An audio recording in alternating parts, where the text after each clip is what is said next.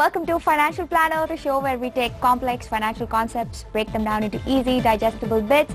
My name is Smriti Rao. On today's show, we'll be talking about some viewers who wrote in with their portfolios. We've taken a look at them, and these viewers want to know if their investments are on track and if, in fact, there needs to be any changes. Sumit Ved is a certified financial planner. He's here. He'll take a look at those portfolios and he'll try and answer those questions. If you have any questions, write to us at financialplanner@utvmoney.com. Sumit, welcome. So let's begin with Vikram's email over here. Vikram Iyer writes in from Mumbai. He has a two-part query. One is about his parents. They're reportedly covered under the CGHS, which is the central government health scheme. So that takes care of their medication, and there are certain lists of hospitals so they can get treatment over there. So Vikram wants to know if that is enough, should he take medical insurance? And right now he's only dependent on the CGHS. The second question is unrelated. He says, what about fixed deposits? Is it safe to have fixed deposits in scheduled banks? So let's start with the first one. His parents being covered under CGHS. Do you think that's enough? Okay, let's understand CGHS, what exactly it is. CGHS, as you said, Central Government Health Scheme, is a scheme provided by central government to all its employees, basically to give them the benefit of healthcare need, which includes long-term healthcare need, which is post-retirement. So, in terms of its own objective, it's a tremendous thing which Government of India is doing. It has, large hospitals, some specialist doctors under it, and it has a very wide network. So, in terms of efficacy of this scheme, it is effective. But should it be sufficient for someone to really go and not take a medical insurance? I'll answer it in a way that if you can afford to buy a medical insurance cover on top of it, you should still do it. And I'll explain you a reason for that. A reason comes from affordability. If you can afford, then by taking care of an extra cover on top of CGHS will basically kind of give you peace of mind that in case of some severe issues, in case of some major complications, in case where it is a long drawn illness, which nobody knows, nobody can predict in future, my backup insurance will be taking care of some emergencies which CGHS cannot. Okay. Okay, and not to blame the system. I think it's a great effort which Government of India is doing, but we have so many number of members of CGHS, sometimes quality is a concern. Okay. And in those cases, if you have an insurance, you'll not be under any kind of a pressure to continue in an environment which might not be satisfying you on a quality basis. So keeping that backup in mind, if you can afford it, go in for that. And along with their parents, my question to him, and I'm not going and giving an answer, does he have a health insurance for himself? I think before he talks about parents, he should take first for himself. He should have it for himself too. Right. So it's great to have options, not just the CGHS, but also make sure you have private insurance. The other question was about FDs.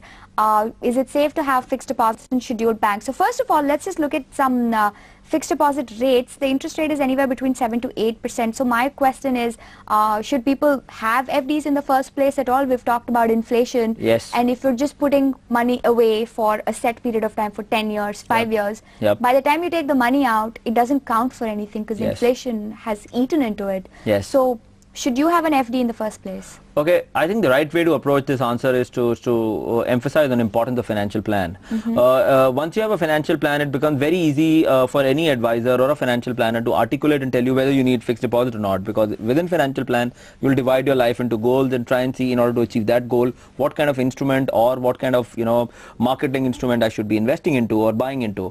Let's take an example. If you are about to retire or retired couple and have got a lump sum of money coming to you, and you need to create a monthly annuity which comes on a month-by-month basis and make sure it is very, very safe, in that I think fixed deposit fits in perfectly.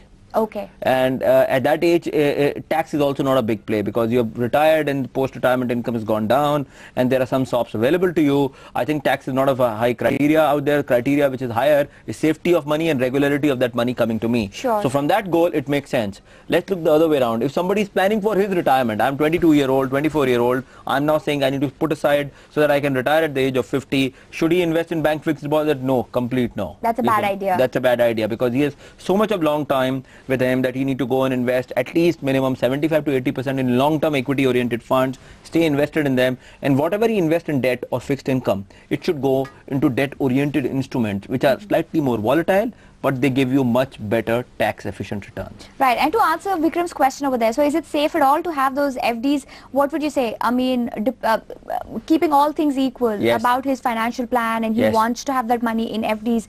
What sort of a bank should he pick? Does it make a difference where you have your FD, whether it's a public sector bank or a private sector bank, or are all FDs equal that way? From a safety of fixed deposit, it's same, you know, it's same thing. I think bank to bank, they're being governed by Reserve Bank of India, and our regulator, central regulator, is one of the most, conservative and yet progressive kind of regulator currently in the world, which is being held across the world for making sure we as a country do not get an experience that crisis which world did. So we are in good hands, and safety of our money is there. On top of it, there is a deposit guarantee insurance which is built into India, which is not, insuring whole of your amount, but up to 1 lakh rupees, if I'm right, is insured by this particular deposit guarantee. So from that point of view, your deposit in any bank is safe. What you need to make a choice while choosing a bank is on the servicing bit.